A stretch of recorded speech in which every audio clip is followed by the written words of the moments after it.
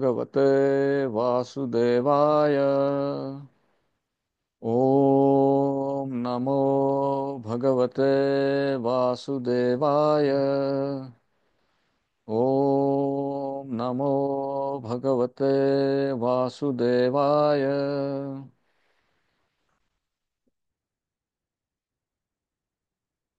सुप्रभात मंडळी. आज आपण भगवद्गीतेचा 5वा अध्याय समजून घेणार आहोत. 5व्या अध्यायामध्ये भगवंत कर्मसन्यास योगाविषयी अर्जुनाला मार्गदर्शन करतायत.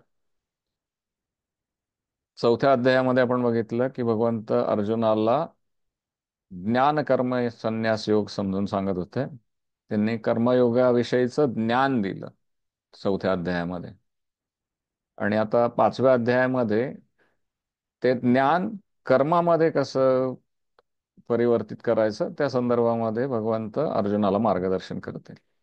तर आपण 5व्या अध्यायातील काही निवडक श्लोक समजून घेऊ आणि मग निरूपणाला जाऊ. 5.1 अर्जुन उवाच संन्यासं कर्मणां कृष्ण पुनर्योगं च शंससि यच्छ्रेय एतयोरेकं तन्मे ब्रूहि सुनिश्चितम्. भाषांतर. अर्जुन म्हणाला, हे कृष्ण, सर्वप्रथम तुम्ही मला कर्माचा त्याग करण्यास सांगता आणि पुन्हा तुम्ही भक्तिपूर्वक कर्माची प्रशंसा करता. आता या दोहोंपैकी कोणते अधिक मला लाभप्रद आहे ते कृपया मला निश्चितपणे सांगाल का?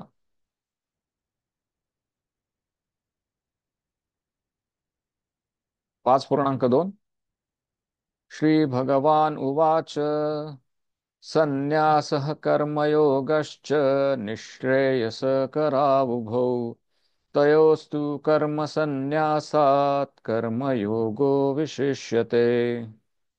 भाषांतर. श्री भगवान म्हणाले, कर्माचा संन्यास आणि भक्तिभावित कर्म दोन्हीही मुक्ती देण्यास चांगले आहेत, परंतु या दोहोंपैकी भक्तियुक्त कर्म हे कर्मसन्यासापेक्षाही उत्तम आहे.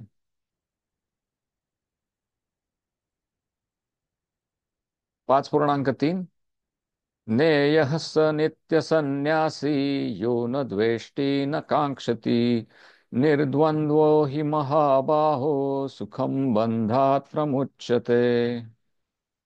भाषांतर. हे महाबाहो अर्जुन, जो द्वेष करीत नाही तसेच आपल्या कर्मफलांची आकांक्षा करीत नाही, तो नेहमी संन्यासीच असल्याचे जाणावे. सर्व प्रकारच्या द्वंद्वातून मुक्त असणारा असा मनुष्य सहजपणे भौतिक बंधन पार करतो आणि पूर्णपणे मुक्त होतो.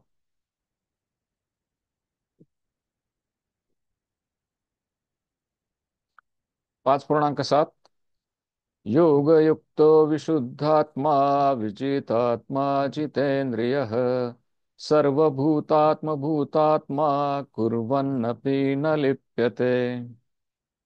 भाषांतर. जो भक्तिपूर्ण कर्म करतो, विशुद्ध आत्मा आहे आणि आपले मन व इंद्रिय संयमित करतो, तो सर्वांना प्रिय असतो आणि सर्वजण त्याला प्रिय असतात. असा मनुष्य जरी कर्म करीत असला तरी तो कधीच बद्ध होत नाही. 5.10 ब्रह्मण्याधाय कर्माणि संगम त्यक्त्वा करोति यः लिप्यते न स पापेन पद्मपत्रम इवांभसा. जो व्यक्ती कर्मफल भगवंतांना समर्पित करून आसक्ती न ठेवता आपले कर्म करतो, तो कमलपत्र ज्याप्रमाणे पाण्याने स्पर्शले जात नाही त्याप्रमाणे पाप कर्माने प्रभावित होत नाही.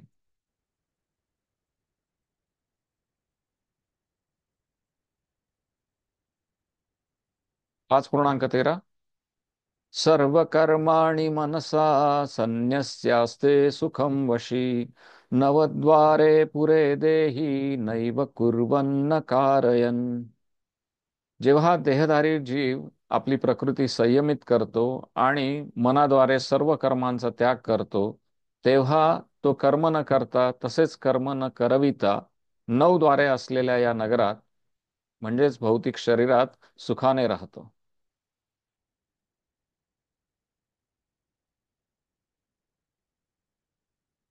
5.16 ज्ञानेन तु तदज्ञानं येषां नाशीतमात्मनः तेषामादित्यवज्ञानं प्रकाशयति तत्परम्. भाषांतर. परंतु जेव्हा अज्ञानाचा नाश करणाऱ्या ज्ञानाने जीव प्रबुद्ध होतो, तेव्हा ज्याप्रमाणे सूर्य दिवस सर्व वस्तूंना प्रकाशित करतो, दिवसा सर्व वस्तूंना प्रकाशित करतो, त्याचप्रमाणे त्याचे ज्ञान सर्व गोष्टी प्रकट करते.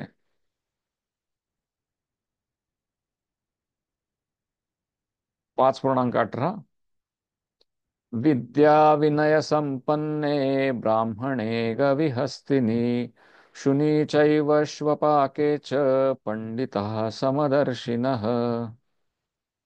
भाषांतर. विनम्र साधू व्यक्ती यज्ञार्थ ज्ञानाच्या आधारे विद्या विनय संपन्न ब्राह्मण, गाय, हत्ती, कुत्रा आणि चांडाळ या सर्वांना समदृष्टीने पाहते. 5.21 बाह्यस्पर्शेष्वसक्तात्मा विन्दति आत्मनि यत्सुखम् स ब्रह्मयोगयुक्तात्मा सुखम अक्षयम अश्नुते. भाषांतर. असा मुक्त मनुष्य भौतिक इंद्रिय सुखामध्ये आसक्त होत नाही, तर तो स्वतःमध्येच सुखाचा अनुभव घेत सदैव समाधिस्थ असतो. या प्रकारे आत्मसाक्षात्कारी मनुष्य ब्रह्माच्या ठाई एकाग्र झाल्याने अमर्याद सुखाचा अनुभव घेतो.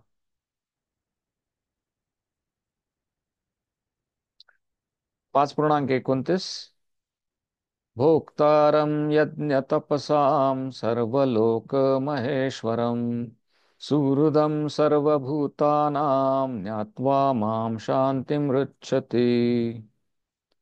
भाषांतर. एसी भक्तिवेदांत स्वामी श्रील प्रभुपादांकडून. मी सर्व यज्ञ व तपस्यांचा परम भोक्ता, सर्व ग्रहलोक आणि देवदेवतांचा परमेश्वर आणि मी सर्व जीवांचा हितकर्ता व सर्व जीवांच्या कल्याणाची इच्छा करणारा आहे, हे जाणून माझे पूर्ण ज्ञान असणारा सांसारिक दुःखांपासून शांती प्राप्त करतो. आपण 5वा अध्याय पूर्ण समजून घेण्यापूर्वी गुरुपरंपरेचे आशीर्वाद घेऊया. ओम अज्ञानतिमिरान्धस्य ज्ञानाञ्जनाशलाकया चक्षुरुन्मिलितं येन तस्मै श्रीगुरवे नमः.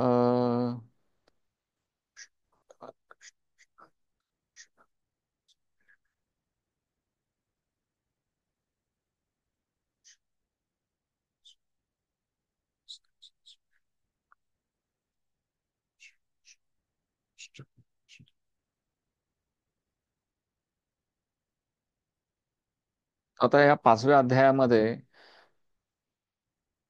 भगवंत अर्जुनाला कर्म संन्यास योग याविषयी सांगताय. आपण 3ऱ्या आणि 4थ्या अध्यायामध्ये थोडाफार प्रमाणामध्ये कर्मयोगाविषयी समजून घेतलं होतं, की भगवंत सांगतायत की ज्या वेळेला आपल्याला आपल्या कर्माच्या फळाचं त्याग करण्याची मानसिकता ज्या वेळेला आपल्यामध्ये येते, त्यावेळेला आपण कर्माचा संन्यास घेतल्यासारखंच आहे. म्हणजे कर्माचं फळ न मिळाल्यामुळे आपण कर्मचं फळ दान करून टाकल्यामुळे आपल्याला त्या कर्माचं कर्म लागत नाही. तर आता इथे सुरुवातच अर्जुनाने भगवंतांना प्रश्न करण्याविषयी केलेले आहे, की त्याला भगवंतांनी 2ऱ्या अध्यायामध्ये सगळ्या योगांचं ज्ञान थोडक्यामध्ये दिलं होतं. मग त्यामध्ये ज्ञानयोग आला, कर्मयोग आला आणि भक्तियोग आला.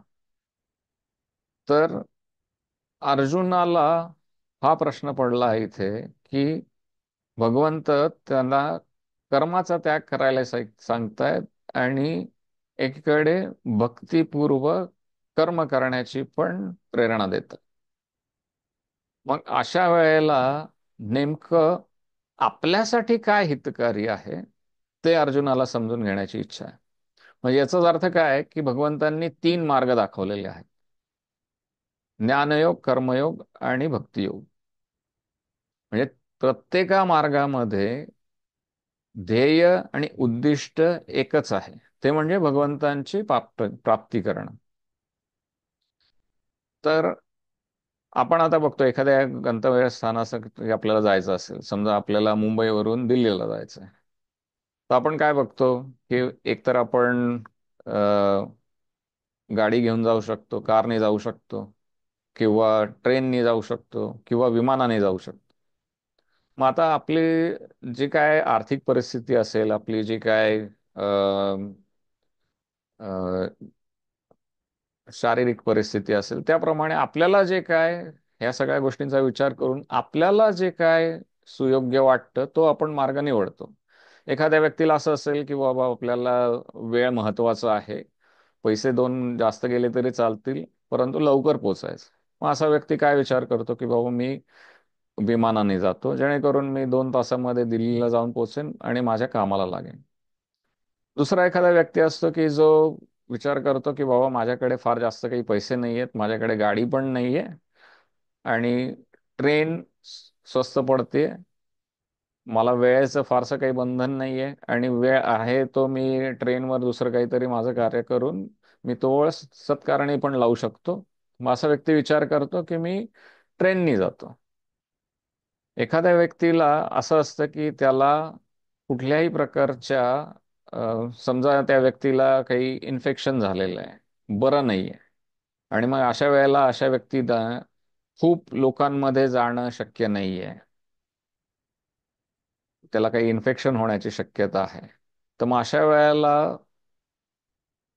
तो माणूस काय विचार करतो, की आपल्याकडे गाडी आहे, वेळ पण आहे, जेणेकरून आपण सहजपणे दिल्लीला जाऊ शकतो आणि इन्फेक्शनचा, सगळ्या लोकांशी संपर्काचा काही त्रास पण होणार नाही.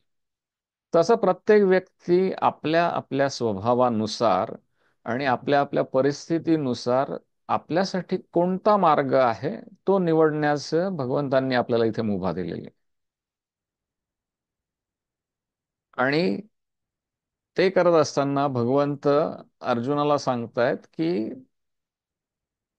ह्या दोन्हीही मार्गांमध्ये, इथे त्यांनी फक्त कर्म संन्यास आणि भक्तिभावित कर्म ह्या दोनच विषयी बोललेले आहेत भगवंत. ते म्हणतात की या दोन्ही मार्ग मुक्ती देण्यासाठी चांगले आहेत, परंतु तुझ्यासाठी, वैयक्तिकपणे अर्जुनासाठी, दोन्हीपैकी भक्तियुक्त कर्म हे कर्मसन्यासापेक्षा अर्जुनासाठी श्रेष्ठ आहे, असं भगवंतांचं मत आहे. मग आता असा का विचार केलेला आहे भगवंतांनी, की अर्जुनाला हा मार्ग जास्त श्रेयस्कर आहे?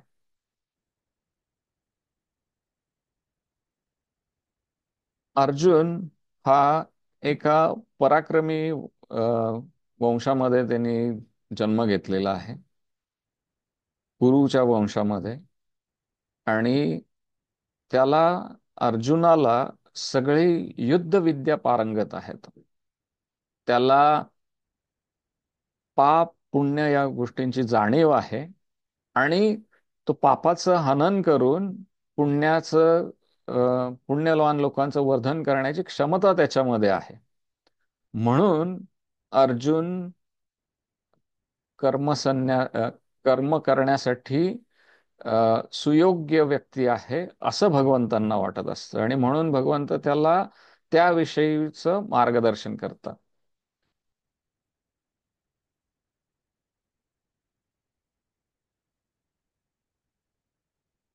मग आता कधी कधी असं होतं की आपण बघितलेलं असतं की ज्या वेळेला काही ऋषीमुनी येतात, काही संन्यासी येतात, त्यावेळेला आपण आपल्या वैदिक परंपरेमध्ये त्यांना प्रचंड मान असतो. त्यांचे सेवा केली जाते, त्यांचं मार्गदर्शन घेतलं जातं. मग अशा वेळेला कधी कधी असा संभ्रम होऊ शकतो की तो मार्ग जास्त श्रेयस्कर आहे.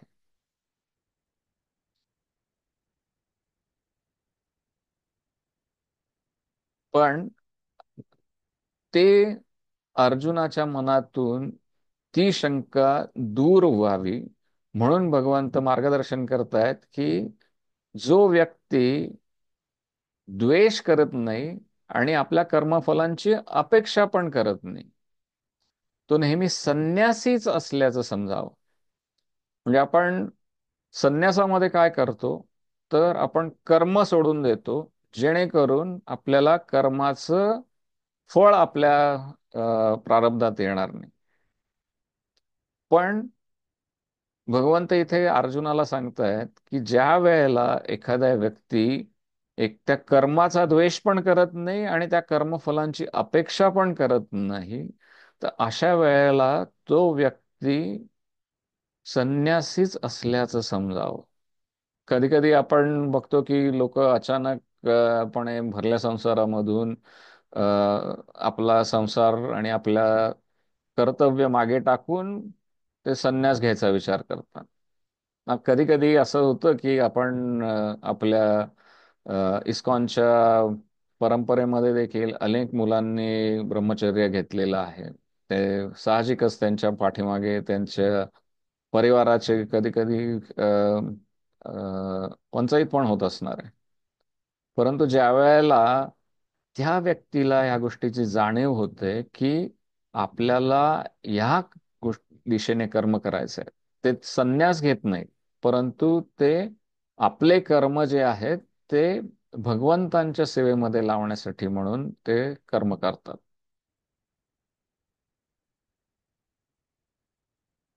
तर ज्या वेळेला आपण या कर्म करायचं की नाही करायचं या द्वंद्वातून आपण ज्या वेळेला मुक्त होतो, तर भगवंत सांगतात की त्या वेळेला असा व्यक्ती भौतिक बंधन अगदी सहजपणे पार करतो आणि पूर्णपणे मुक्त होतो.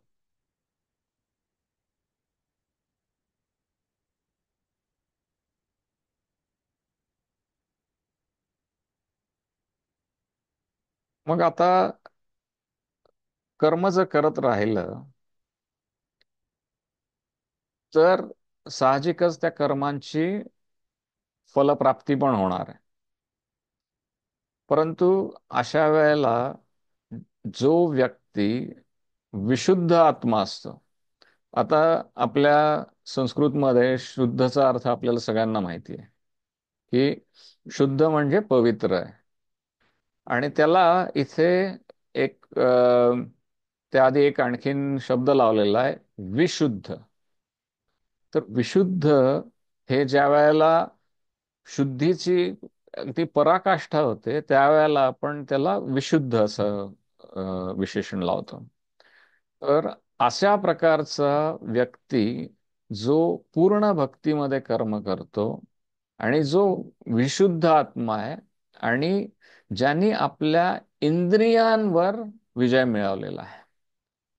तर आपण बघितलं की भगवंतांनी सांगितलं की आपल्या पतनासाठी तीन मुख्य कारणे आहेत. ते म्हणजे भय, इच्छा आणि अ, भय, इच्छा आणि क्रोध. हे तीन कुठल्याही व्यक्तीच्या पतनासाठीचे हे तीन मुख्य द्वार आहेत की ज्याच्यामुळे एखादा व्यक्ती नरकामध्ये ढकलला जाऊ शकतो. हे नरकद्वार मानले जातात या तिन्ही गोष्टी.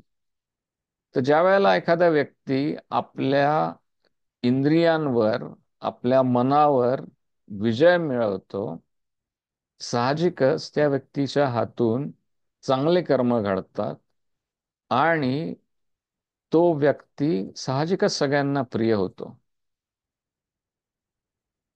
आणि मग अशा वेळेला असा व्यक्ती जरी आपल्या या भौतिक जगामध्ये आपले कर्म करताना दिसत असला तरी सुद्धा तो त्या कर्माने बद्ध होत नाही. याच्यासाठी मी मागे पण एक दोनदा हे उदाहरण दिलं होतं की दोन व्यक्ती आहेत. ते काही कुठेतरी फिरायला गेलेले. तर एक व्यक्ती जो आहे तो मुंबईवरून दिल्लीला गेला आहे आणि दिल्लीमध्ये तो पर्यटनासाठी गेला आहे, तो सुट्टी काढून गेलेला आहे. तर काय होतं की त्या व्यक्तीला, तो साहजिकच ते स्वतः सगळे त्याचे पैसे भरतोय, हॉटेल स्वतः बुक करतो, त्याच्या विमानाचे ट्रेनचे जे काय असेल ते तिकीट स्वतःच बुक करतो, कुठे काय खायचं प्यायचं आहे ते सगळं तो स्वतःच खर्च करत असतो. आणि दुसरा एक व्यक्ती आहे की जो सरकारी नोकरीमध्ये आहे आणि सरकारने त्याला काही कामासाठी दिल्लीला पाठवलंय. तर अशा वेळेला काय होतं की तो व्यक्ती सरकारी खर्चावर तिथे विमानाने जातो, सरकारी खर्चावरती त्या तिथे तो अ, हॉटेलमध्ये राहतो आणि सरकारी खर्चावरच त्याचं सगळं उदरनिर्वाह पूर्णपणे चाललेला असतो.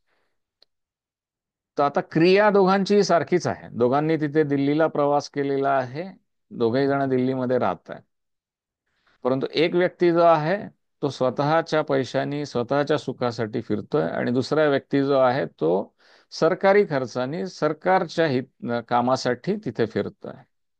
कर्म साधारण सारखेच दिसत असले तरी पहिल्या व्यक्तीला त्याचं जे काय त्यांनी धन मिळवलेलं आहे त्याचा व्यय होतोय आणि दुसऱ्या व्यक्तीला त्याचा, हे जे काय तो कर्म करतोय त्याच्यासाठी त्याच्या व्यक्तिगत पैशातून त्याचा व्यय होत नाही. आणि साधारण अशीच कल्पना ही जेव्हा आपण भगवत कार्यामध्ये करत असतो त्यावेळेला आपल्याला त्या पैशांचं, आपल्याला म्हणजे त्या कर्मांचं आपल्याला, आपल्यावर त्याचं बंधन येत नाही. पुढे पुढे भगवंत हे कसं शक्य आहे हे मार्गदर्शन करण्यासाठी अर्जुनाला पुढे आणखीन मार्गदर्शन करत असतात. मग त्याच्यासाठी भगवंत फार सुंदर सुंदर उपमा देत आहेत अर्जुनाला. तर एक अतिशय सुंदर उपमा या अध्यायामध्ये भगवंतांनी दिलेली आहे, ती म्हणजे कमळाच्या अ, पानांची उपमा अर्जुनाला भगवंत देत आहे. तर जसं कमळाची पानं ही त्या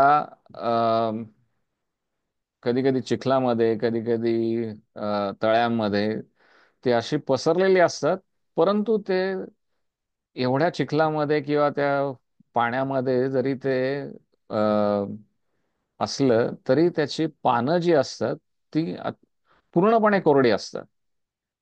तर ही उपमा पण भगवंतांनी इतकी सुंदर दिलेली आहे की ब्रह्मणाध्याय कर्माणि संगम त्यक्त्वा करोति यः लिप्यते न स पापेन पद्मपत्रम इवांभसा. म्हणजे जसं पद्मपत्राला म्हणजेच कमळाच्या पानाला पाण्याचा स्पर्श होत नाही, तसाच जर आपण आपले कर्म अ, भगवंतांची आसक्ती ठेवून जर त्यांच्यासाठी केले आणि कुठल्याही व्यक्तिगत इंद्रिय तृप्तीसाठी आसक्ती न ठेवता जर आपण ते केले, तर आपण जसे पद्मपत्रांना पाणी स्पर्श होत नाही तसंच आपण पण पाप कर्माने प्रभावित होत नाही.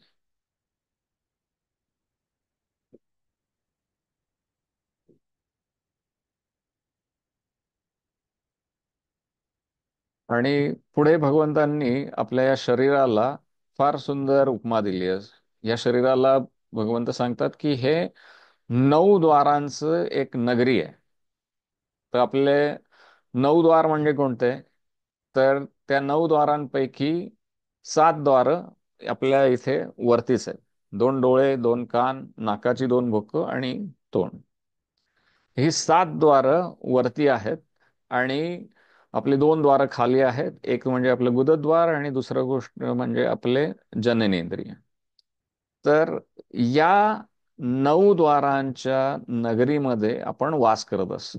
म्हणजे हा आत्मा जो आहे हा या 9 द्वारांच्या नगरीमध्ये वास करत असतो. आणि या 9 द्वारांमधून एक तर आपण काहीतरी आत घेत असतो किंवा आपण बाहेर काहीतरी सोडत असतो. आणि त्याचा प्रभाव आपल्यावर कायम होत असतो. तर प्रत्येका अवयवांनी, प्रत्येका आपल्या इंद्रियांनी आपण काहीतरी आपलं अ, ह्या जगाशी आपलं काहीतरी आदान प्रदान होत असतं. तर आता सुधारण साधी सोपी गोष्ट म्हणजे आपण डोळ्यांनी, तर आपल्याला नेहमीच वाटतं की बाबा आपण डोळ्यांनी चांगल्या गोष्टी बघाव्या, नयनरम्य ठिकाणी जावं फिरायला, ते तिथले आपण देखावे बघावे, समुद्रकिनारी जावं, तिथली आपण सुंदर तिथले बीच वगैरे बघावे, सिनेमा बघावे, हे करावं ते करावं, काही ना काहीतरी आपले डोळे सतत मागत राहतात.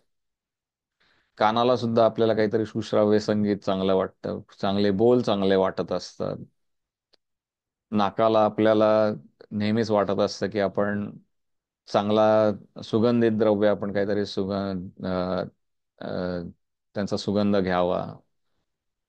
आपलं तोंड म्हणजे आपली जिव्हा, ही तर सगळ्यात अ, सक्रिय इंद्रिय आहे. सतत काही ना काहीतरी आपल्याला खायला लागत असतं, सतत आपल्याला काही ना काहीतरी बोलायला लागत असतं. आणि जननेंद्रियांची मागणी तर कधीच संपतच नाही. आणि ह्या सगळ्या गोष्टींमधून आपण काही ना काहीतरी शरीरात घेत असतो, आणि त्याचं विसर्जन करण्यासाठी आपलं गुदद्वार तर लागणारच असतं. तर या 9 नगरांच्या नगरीमध्ये ज्या वेळेला आपण कोणतंही कर्म न करता, आणि तसंच दुसऱ्या कोणालाही काही कर्म न करायला लावता, ज्या वेळेला आपण शांतपणे राहू शकतो, त्यावेळेला आपण सगळ्यात या संन्यासाद्वारे म्हणजे या सुखाने राहू शकतो. संन्यस्त संन्यस्यास्ते सुखम वशी, असा शब्दांचा प्रयोग भगवंतांनी केलेला आहे. म्हणजे आपण संन्यासाप्रमाणे ज्या वेळेला आपण सुख अनुभवतो, त्यावेळेला असा व्यक्ती या शरीरामध्ये राहून देखील कुठल्याही प्रकारच्या अस्थिरतेमध्ये न जाता सुखाने राहतो, असं भगवंत या अध्यायामध्ये सांगतायत.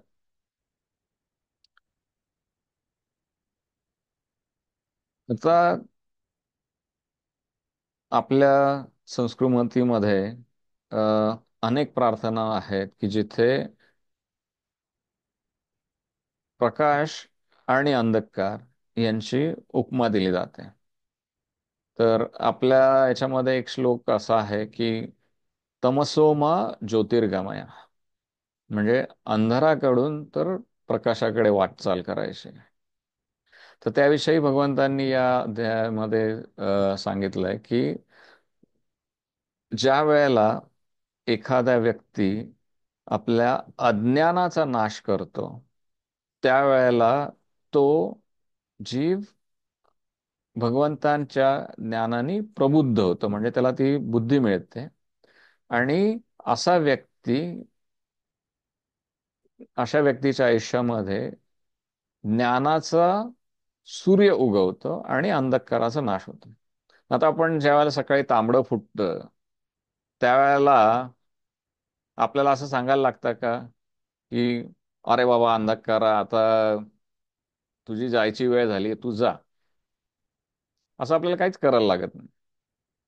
ज्या वेळेला सूर्यदेव वरती येतात, सूर्योदय होतो, त्यावेळेला अंधकार हा आपोआप जातो. त्या अंधकाराला वेगळं काही सांगायला नाही लागत की बाबा आता तू जा. त्याचप्रमाणे ज्या वेळेला आपल्या मनामध्ये भगवंतांविषयी प्रेम, भगवंतांविषयी भक्ती निर्माण होते, त्यावेळेला आपल्या आतमधल्या सगळ्या इच्छा द्रवित होत जातात. सगळ्या इंद्रिय तृप्तीच्या वासनेच्या सगळ्या इच्छा द्रवित होत जातात, आणि आपण भगवंतांकडून काहीच मागण्याची इच्छा अशी राहत नाही. आणि ही जी परिस्थिती आहे, तीच कर्मसन्यास योग आहे, असं भगवंत सांगतात. पण याचा अर्थ असा नाही की कर्माची आवश्यकता राहिली नाही, परंतु तरीही कर्म करत राहणं साहजिक आहे. कारण भगवंतांनी आपल्याला 4थ्या अध्यायामध्ये सांगितलंय की कर्म केल्याशिवाय आपण जगूच शकत नाही. म्हणजे नुसताच आपल्या आयुष्यासाठी, आपल्या स्वतःचा परिवाराचा उदरनिर्वाह करण्यासाठी सुद्धा आपल्याला कर्म करणं बाध्य आहे. आणि भगवंतांनी सांगितलंय की मला स्वतःला, म्हणजे त्यांना, भगवंतांना स्वतःला कर्म करण्याची काहीही आवश्यकता नाही. त्यांनी केवळ मनात आलं की ते गोष्टी होऊन जातात. पण तरी सुद्धा मी माझे कर्म करत राहतो. आणि ते आपल्याला मार्गदर्शन करतात की असंच तुमचं देखील असावं. आणि ज्या वेळेला आपण या भावनेने कर्म करतो की केवळ भगवंतांसाठी कर्म करायचंय, त्यावेळेला आपल्या आयुष्यामध्ये त्या ज्ञानाचा प्रकाश पडतो. आणि अशा प्रकारचा ज्ञानाचा प्रकाश आपल्या आयुष्यामध्ये पडल्यानंतर काय होतं, तर आपल्या मनातले सगळे द्वंद्व नाहीसे होतात.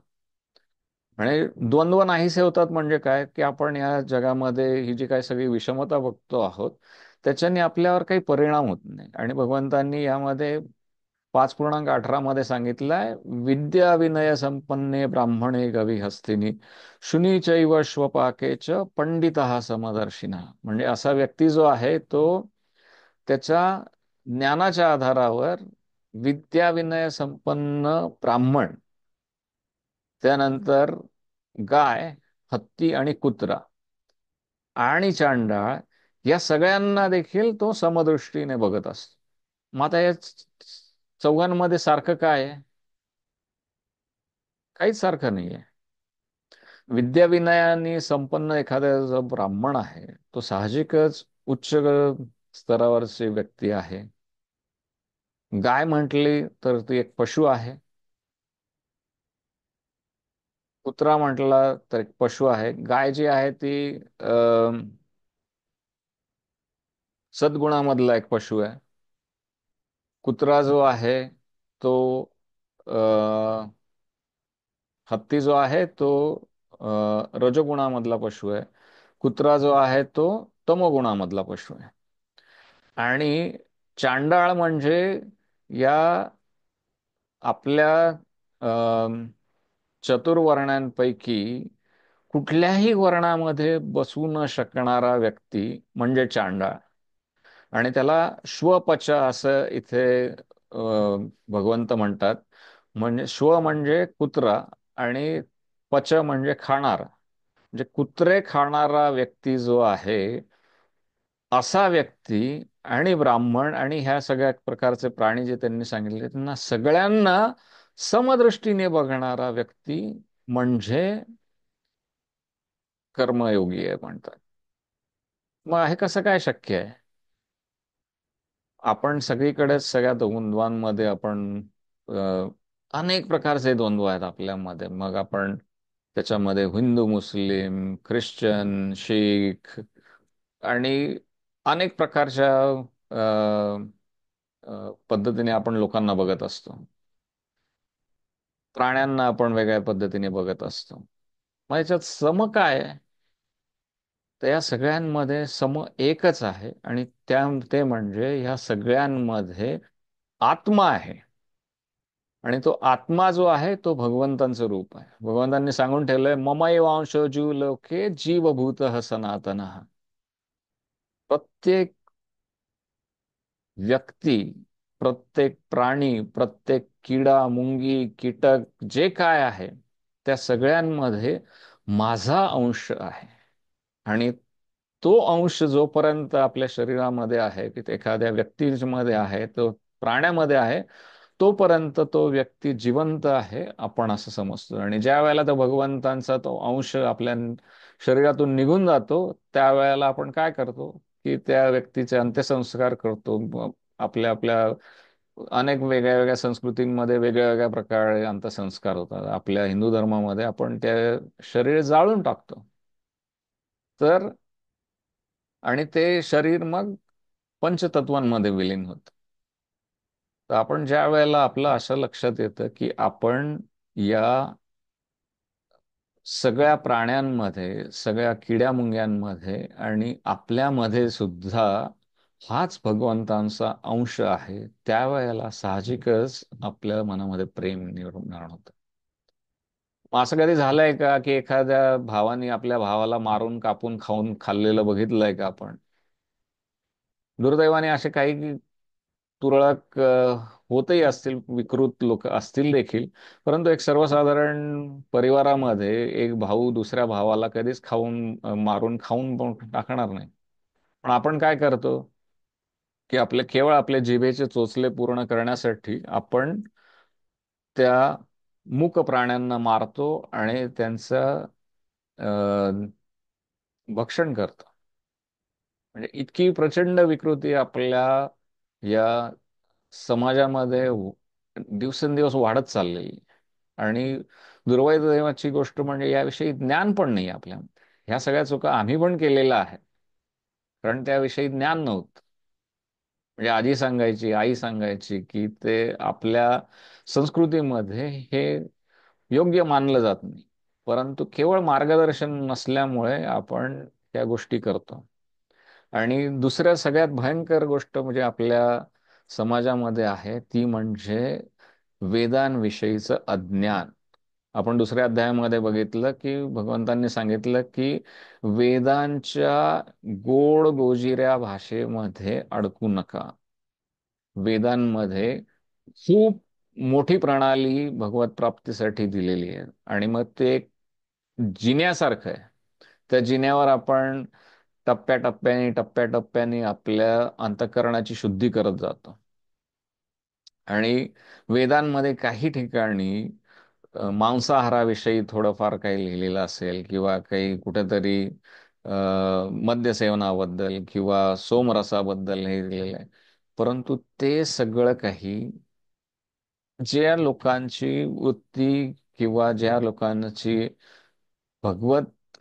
भगवंतांविषयीची आसक्ती इतकी घाणेरडी आहे की त्यांना काहीच समजत नाही, अशा लोकांसाठी ते भगवंतांनी नव्हे तर वेदांमध्ये त्या लोकांसाठी ते सूट दिलेली आहे की तुम्हाला तुमची वृत्ती माणसाच्या लेवलला येईपर्यंत तुम्ही त्या अशा कृत्यांमध्ये तुम्ही संलग्न होऊ शकता. पण आपण काय बघतो, की हा वेदांमध्ये सांगितलेलं आहे की हा आपण मांसाहार केला तर चालतो, पण आपण हे बघत नाही की आपण त्या जिन्याच्या त्या पायऱ्यांवरून आपण ऑलरेडी वरती गेलेलो आहोत, पुढे गेलेलो आहोत. आपण त्याच्यासाठी आपली अधोगती करून घेण्याची गरज नाहीये. मी मगाशी म्हटल्याप्रमाणे वेद म्हणजे खूप मोठी शिडी आहे, खूप मोठ्या पायऱ्यांचे चा एक जिना आहे. आणि जसं जिना आपल्याला खालून वर नेतात, तसंच जिन्यावरून आपण वरून खाली पण येतो. तर आपण हे बघावं की आपण जिन्यावरून खालून वर जातो आहोत का वरून खाली येत आहोत. बऱ्याच वेळेला आपण सुसंस्कृत घरं आहेत आपली इतकी सुंदर, आपल्या समाजामध्ये कधीही मांसाहाराला कधीच प्रवृत्त केलं जात नसे, किंवा कुठल्याही प्रकारच्या मद्यपानाला, जुगाराला कधीही प्रवृत्त केलं जात नसायचं. आपलं चरित्र टिकवण्याचे आपल्याला नेहमी शिक्षा असायची. परंतु आजकालच्या या भौतिक जगामध्ये सगळीकडे एकंदरीतच सगळ्या ऍडव्हर्टाइजमेंट्स आणि या सगळं अश्लीलता, त्यानंतर बिभत्सपणा, ह्यामध्ये सगळेजण लोक भांबावून चाललेले आहे. म्हणजे जे काय चमकतंय ते विकतंय, अशी परिस्थिती आज आलेली आहे. म्हणजे आपण आज बघतो की साधी गोष्ट आहे की एखाद्या गाडीची ऍडव्हर्टाईज असते, गाडी विकत घ्यायची आहे, परंतु त्याच्या बाजूला त्या ज्या स्त्रिया उभ्या असतात, त्या मॉडेल्स असतात, ते इतके बिभत्स आणि अश्लील कपडे घालून असतात. कारण की सगळीकडे आजकाल असं झालंय की कुठल्याही प्रकारे इंद्रिय भोग, इंद्रिय तृप्ती यासाठी लोकांना काही ना काहीतरी करून तो प्रवृत्त करायचं. आणि ह्या सगळ्या भडीमारामध्ये आपण आपल्या इंद्रियांचा संयम ठेवणं फारच कठीण आहे. म्हणजे साधी गोष्ट आहे की आपण एखाद्या वेळेला आपण घरामध्ये बसलेलो आहोत आणि ध्यान करण्याचा प्रयत्न करतो आहोत, भगवंतांचं नामस्मरण करण्याचा प्रयत्न करतो आहोत. तर आपण ज्या वेळेला सगळं काही शांत असतं, त्यावेळेला ते आपल्याला सहज शक्य होतं. आणि तेच जर का कधी बाहेर समजा रंगपंचमीचे ढोल वाजतोय, सगळीकडे गोंगाट होतोय, आणि अशा वेळेला तुम्ही घरामध्ये बसून ते करू शकणार आहात का? नाही. त्या गोंगाटामुळे आपल्याला साहजिकच आपल्याला ते ध्यान करणं शक्य होणार नाही. आणि आजची परिस्थिती अशी आहे की आपल्या समाजाची, की गोंगाट कायम चालू आहे.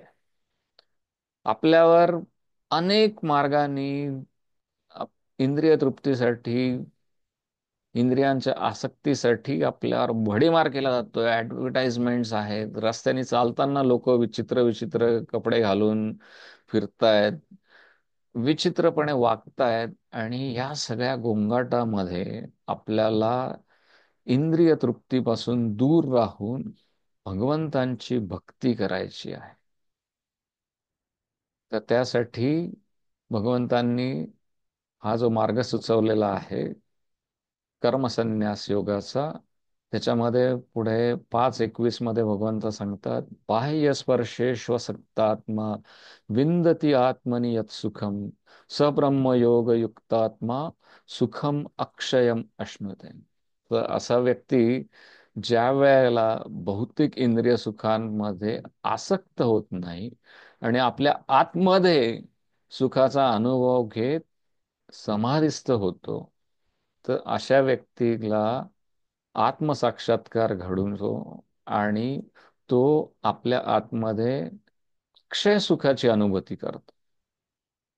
तर मग आता इथे भगवंतांनी अक्षय सुख असा वाक्प्रचार वापरण्याची काय गरज असेल? सुख आपण समजू शकतो, राईट? तर आपल्याला सुखाची परिकल्पना नीट समजावी. ज्या वेळेला आपण एखाद्या वेळेला खूप उन्हामधून, खूप बाहेरून काहीतरी सामान खरेदी करून आणि जड काहीतरी उचलून घेऊन आलेला असतो, तर त्यावेळेला आपण घरात येतो, आपल्या घरातले आप्तेष्ट आपल्याला थंड पाण्याचा ग्लास आपल्या हातामध्ये देतात, तर आपण ते पाणी ज्या वेळेला प्राशन करतो, त्यावेळेला आपल्याला सुखाची अनुभूती होते. परंतु ते सुख तात तत्क्षणिक आहे. आपल्याला त्या क्षणी प्रचंड तृष्णा लागलेली आहे, प्रचंड तहान लागलेली आहे. उन्हातून आपण चालून आलेलो आहोत, सामान उचलून दमलेलो आहोत, आणि आपल्याला कोणीतरी थंड पाण्याचा ग्लास आपल्या हातात दिलेला आहे. त्या पाण्यामुळे आपली तृष्णा भागलेली आहे, आणि आता आपण ते सुख अनुभवलेलं आहे. परंतु त्या व्यक्तीने सांगितलं की नाही, मी तुमच्यासाठी एवढं प्रेमाने आणलेलं आहे, तर आता तुम्ही एक लोटाभर पाणी पिलेलं आहे, आता हा हंडाभर पाणी पिऊन घ्या.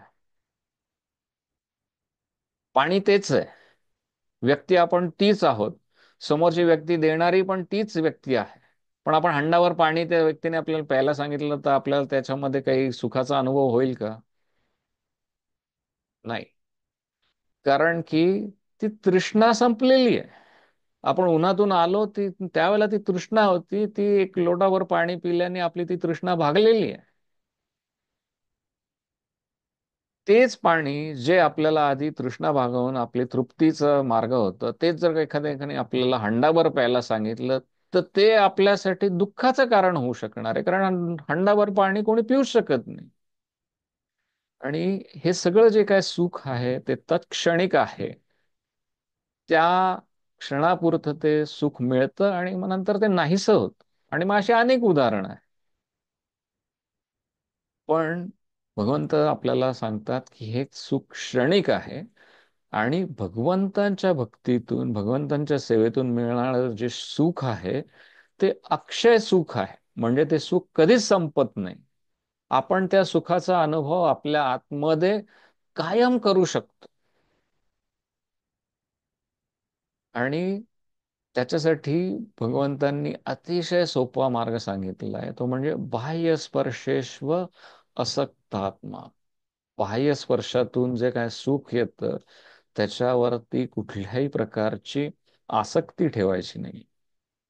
आणि विंदती आत्मनि यत् सुखम, आपल्या आत्मनामध्ये, आपल्या मनामध्ये, आपल्या आत्म्यामध्ये ते सुख शोधायचं आहे, जे केवळ आणि केवळ भगवत भक्तीमधून आपल्याला प्राप्त होऊ शकत.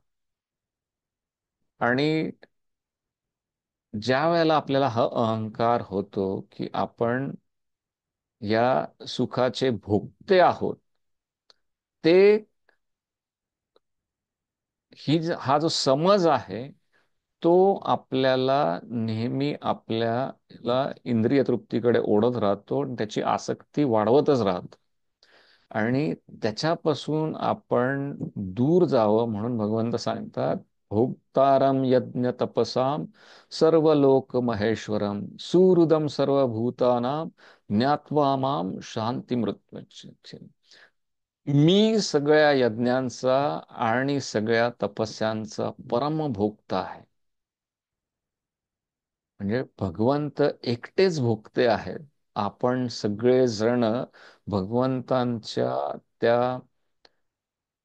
भक्तीसाठी जन्मलेलो आहोत. भगवंतांची भक्ती करण्याची आपल्याला संधी दिली गेलेली आहे आपल्याला या मनुष्य जन्मामध्ये. आणि भगवंत सांगतात की या सर्व लोक महेश्वरम म्हणजे सगळ्या ग्रह लोकांचा, सर्व देवदेवतांचा, सगळ्या प्राणी मात्रांचे भगवंत महा ईश्वर आहेत. आणि ते सुहृदम सर्व भूताना म्हणजे सगळ्याच प्राणी मात्रांचे ते सुहृद आहेत. म्हणजेच ते प्रत्येकाच्या चांगल्यासाठी कामना करणारे आहेत. आणि हे जाणून जेव्हा एखादी व्यक्ती आपल्या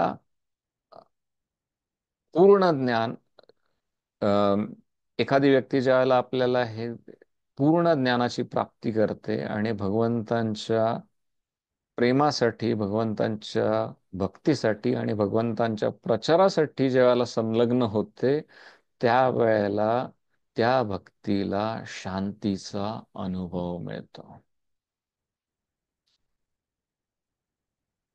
आज आपण इथेच थांबूया या कर्मसन्यास योगाविषयी. जर कोणाला काही प्रश्न असतील तर आपण त्याविषयी चर्चा करू शकतो.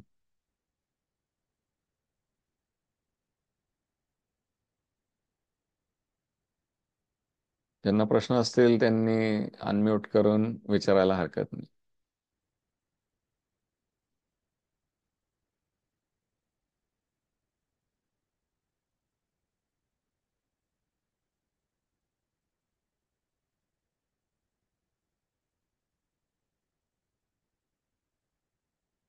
जर कोणाला काही प्रश्न नसतील तर मग मी प्रश्न विचारू का?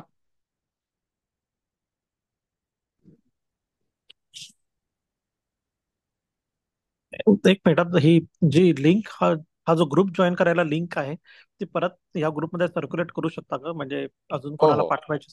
थँक्यू. हो हो, नक्कीच नक्कीच थँक्यू. आपण पाठवू.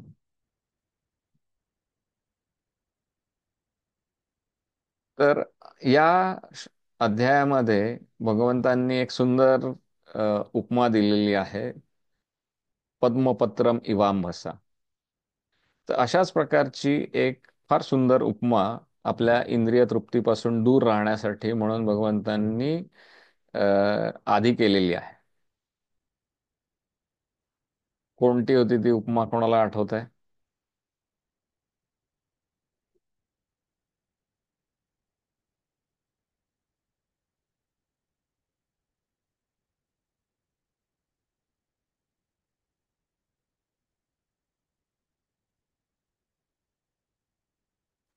Can you repeat the question? या 5व्या अध्यायामध्ये भगवंतांनी एक फार सुंदर उपमा दिलेली आहे. ती म्हणजे अ,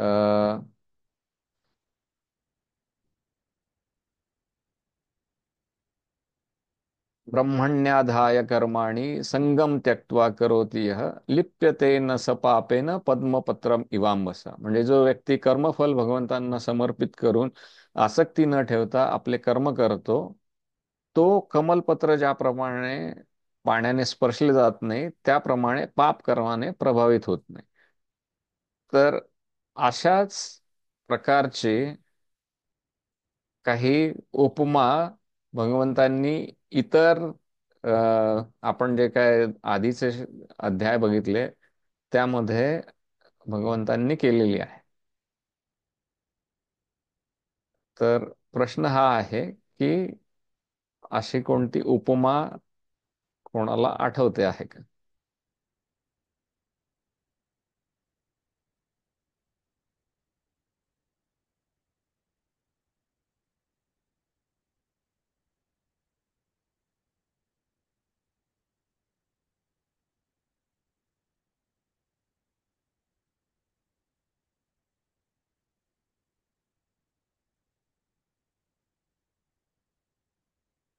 आपण दुसऱ्या अध्यायामध्ये ते आपण हा बघितलं होतं. मी आणखीन एक हिंट देतो.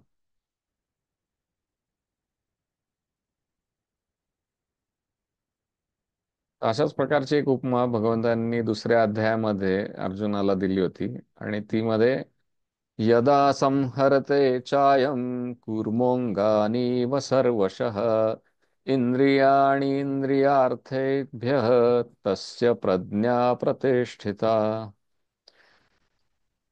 सो ज्याप्रमाणे एखादं कासव आपले कुठल्याही प्रकारचे भय निर्माण झालं तर आपले सगळे हात पाय डोकं वगैरे जसं आपण आतमध्ये ओढून घेतो, अशाच प्रकारे एखादा व्यक्ती ज्या वेळेला आपल्या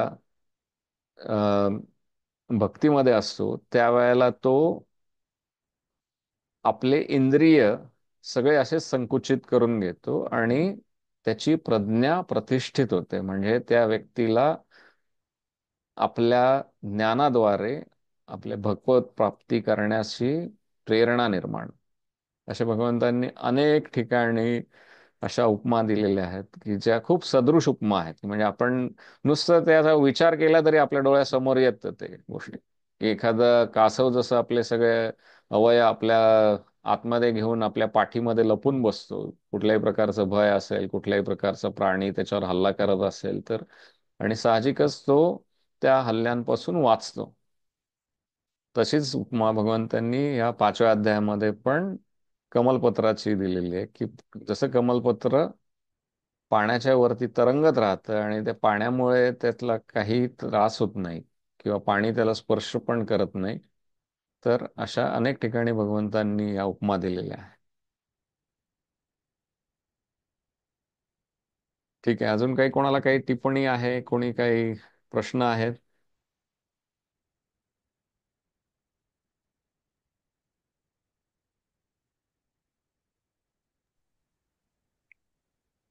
तर नसतील,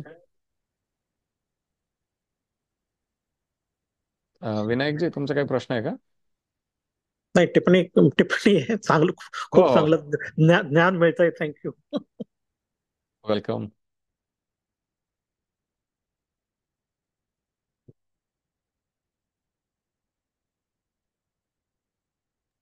हरी बोल प्रभू. स्वप्नील बोलतो. ऐकू येते का? हो हो, येत आहे प्रभू, हा, बोला. विषय खूप म्हणजे कठीण आहे समजायला तसा, पण तुम्ही खूप छान काय म्हणतात एक्झाम्पल देऊन सिम्युलेट करून सांगताय.